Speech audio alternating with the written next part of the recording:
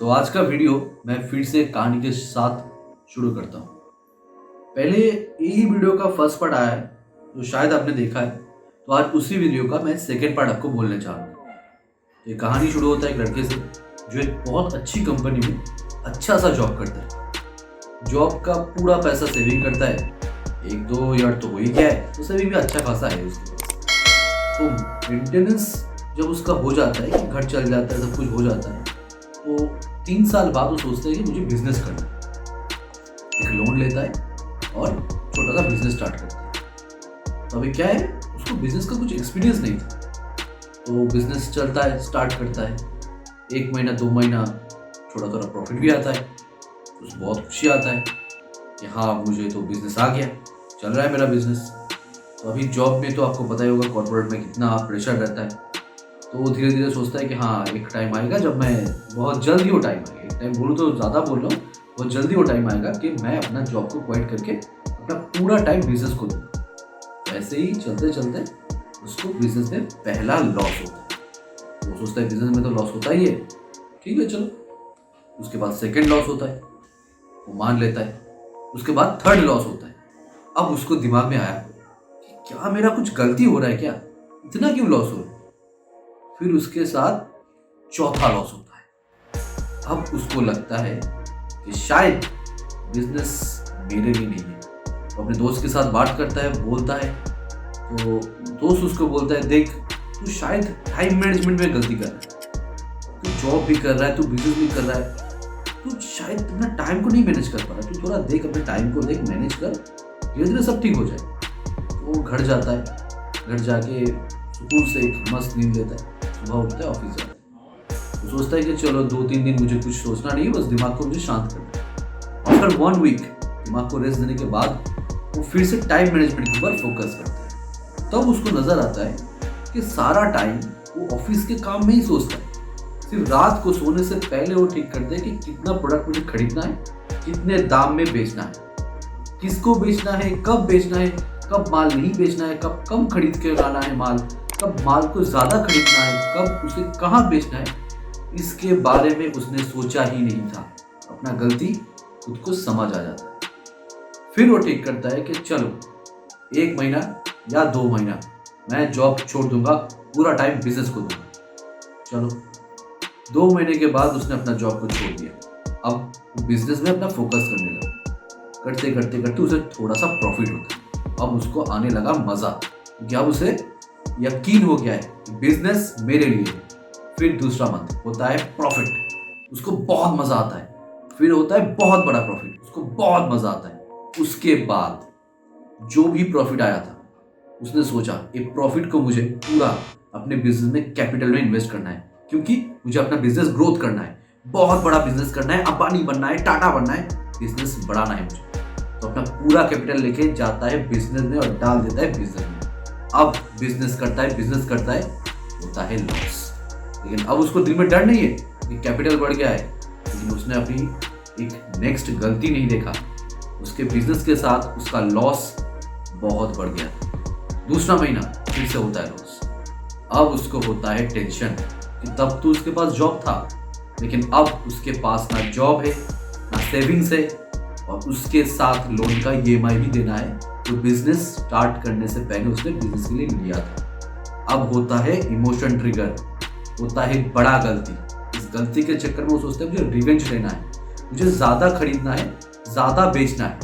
अब वो ज्यादा माल लाता है और उससे भी बड़ा लॉस करता है, हो जाता है उसका बिजनेस डाउन।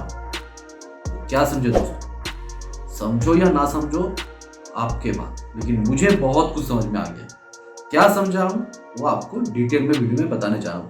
तो मैं कौन हूँ, मृत्युंजय मुखर्जी, और हमारे चैनल का नाम है एल मुखर्जी, जहाँ पे हम बात करते हैं बिजनेस कैसे स्टार्ट करते हैं, एनालिसिस कैसे करते हैं, मैनेज कैसे करते हैं, और बिजनेस से जो पैसा आएगा उसको क्या करना है, रेस्टोरेंट में जाना है नहीं, उसको इन्वेस्ट करना है, कैसे इन्वेस्ट करना है, कहाँ इन्वेस्ट करना है, ये सभी बात हम डिटेल में करते हैं।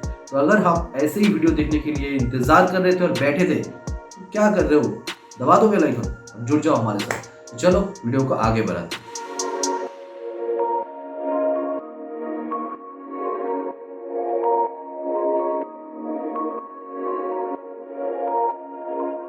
तो चलिए अब बात करते हैं कि लड़का में गलती क्या किया था, बिजनेस लॉस जो हुआ क्यों हुआ, और क्या अभी वो बिजनेस को पूरा ठीक कर सकता है या नहीं। चलो, पहला गलती, जब उसने बिजनेस स्टार्ट किया था उसके पास जॉब था और अच्छा खासा सैलरी था, लेकिन उसने जो बिजनेस स्टार्ट किया वो लोन से स्टार्ट किया। उसको लगा कि हाँ, लोन का ईएमआई मैं बिजनेस का दूंगा, मैं जॉब से दूंगा, और जो ये बिजनेस का प्रॉफिट आएगा वो मैं खुद रख लूंगा। देख भाई, अगर बिजनेस करना है तो पहले छोटा करो ना, पहले अपने खुद का सेविंग से छोटा बिजनेस स्टार्ट करो। उसमें क्या होगा, लॉस भी छोटा होगा। बिजनेस सीख जाओ, कोई भी काम करना नहीं आता है तो छोटे से स्टार्ट करो, बड़ा स्टेप क्यों लेना है। हम गलती यहीं पे करते, हम लालच के चक्कर में बड़ा स्टेप लेते और पूरा डाउन हो जाता। अभी सेकेंड गलती, जब उसने देखा उसको प्रॉफिट आया, तो वो प्रॉफिट के चक्कर में अपना स्ट्रेटजी भूल गया। इमोशन में उसका ट्रिगर हो गया इतना कि वो अपना स्ट्रेटजी पूरा भूल गया, और पूरा भूलने के कारण अपना क्वांटिटी बढ़ा दिया। जितने का माल बेचता था उससे ज़्यादा माल बेचने लगा, तो अभी हो गया लॉस। लॉस होने के बाद भी उसे पता नहीं चला, फिर भी लॉस। और जब तीसरी बार लॉस हुआ तो हो गया इमोशन ट्रिगर फिर से। अगर इमोशन आ गया तो वो क्या सोचा कि मुझे गलती क्या हुआ, मुझे गलती हुआ, प्रॉफिट नहीं आया ना, लॉस हुआ ना, तो अगर मैं ज़्यादा माल बेचूंगा तो मुझे ज़्यादा प्रॉफिट आएगा, पूरा लॉस रिकवरी हो जाएगा। सेकेंड गलती। थर्ड गलती, टाइम मैनेजमेंट के चक्कर में वो भूल गया कि उसका मेन सोर्स ऑफ इनकम तभी भी जॉब ही है। अगर वो मेन सोर्स ऑफ इनकम उसका बंद हो गया, तो अगर बिजनेस नहीं चला तो क्या होगा, उसके पास कोई भी रास्ता नहीं था। लेकिन वो इमोशन में वो भी भूल गया, उसने छोड़ दिया अपना जॉब, भूल गया ईएमआई के बाद, और बिजनेस में पूरा फोकस ला दिया इमोशन के चक्कर में। तो जब उसने बिजनेस स्टार्ट किया था उसे कुछ चीज़ों का ख्याल ज़रूर रखना था। तो चलिए मैं उसका एक छोटा सा डिस्क्रिप्शन में आपको देखता हूँ, और अगर आप बिगिनर हो तो आपको शायद ये बहुत काम आ सकता है। तो क्या करना है, मैं अगर कुछ बिजनेस स्टार्ट करने जा रहा हूँ, मुझे देखना है कि मेरा जो कॉम्पिटिटर है उन लोगों का बिजनेस कैसे चल रहा है, कैसे ना चल रहा है, क्या डेट होता है, क्या कुछ नहीं होता है, वो देखना होता है। तो पहले क्या देखना होता है कि जो मेरा बिजनेस का क्राइटेरिया होता है, मेरा बिजनेस का मार्केट होता है, उसमें जो लोग सक्सेसफुल है उन लोगों का बिजनेस कैसा चल रहा है। क्योंकि देखो, अगर जो सेक्टर में मैं जा रहा हूँ वो पूरा सेक्टर नीचे जा रहा है, तो मैं कितना भी अच्छा बिजनेस करूँ मेरा बिजनेस नहीं चलेगा। ठीक है, तो पहले देखना है कि वो सेक्टर कैसे चल रहा है। अगर अच्छा चल रहा है या बुरा चल रहा है, तो मुझे उसके बाद देखना है क्यों चल रहा है, कोई रीजन है, कुछ गवर्नमेंट के लिए कुछ भी हुआ है क्या। अगर नहीं है, वो सेक्टर ही ऐसा है, तो मुझे देखना है कि अगर मुझे शिफ्ट करना है तो इसका रिलेटेड मैं कहाँ शिफ्ट कर सकता हूँ। और जो सक्सेसफुल है उस बिजनेस का मुझे कुछ चीज़ ध्यान रखना होता है। क्या ध्यान रखना होता है, उस बिजनेस का मार्केट कैपिटल क्या होता है। क्यों देखना है मार्केट कैपिटल, क्योंकि अगर वो सक्सेसफुल हुआ है तो कितना मार्केट कैपिटल उसके पास होने से वो सक्सेसफुल जगह वो स्टेबिलिटी मेंटेन कर रहा है। 2 लाख करो, 3 लाख करो, जितना भी बड़ा अमाउंट हो, मुझे डरना नहीं है, मुझे देखना है कि मैं सिर्फ चेक कर रहा हूँ, मुझे सिर्फ एनालिसिस करना है। मार्केट कैपिटल क्या होता है, मार्केट कैपिटल होता है वो अमाउंट जो उसका मार्केट में लगा हुआ है। मतलब अगर मेरे पास 100 करोड़ है लेकिन मैं बिजनेस करता हूँ सिर्फ 1 करोड़ से, तो मेरा उस बिजनेस का मार्केट कैपिटल होता है 1 करोड़। ठीक है, उसके बाद मुझे देखना है कि जो बिजनेस मैं देख रहा हूँ उस बिजनेस का ओनर कैसा है, मतलब चोर चकाट तो नहीं है ना, उस बिजनेस का कुछ भी रिकॉर्ड खराब है या नहीं, कुछ स्कैम किया है नहीं किया है, ऐसा देखना है। फिर आता है डेट, मतलब उसके पास कितना डेप्ट है। अगर कोई भी बिजनेस बिना डेप्ट का चल रहा है तो बहुत अच्छी बात है, लेकिन ज्यादातर ऐसा नहीं देखा जाता है।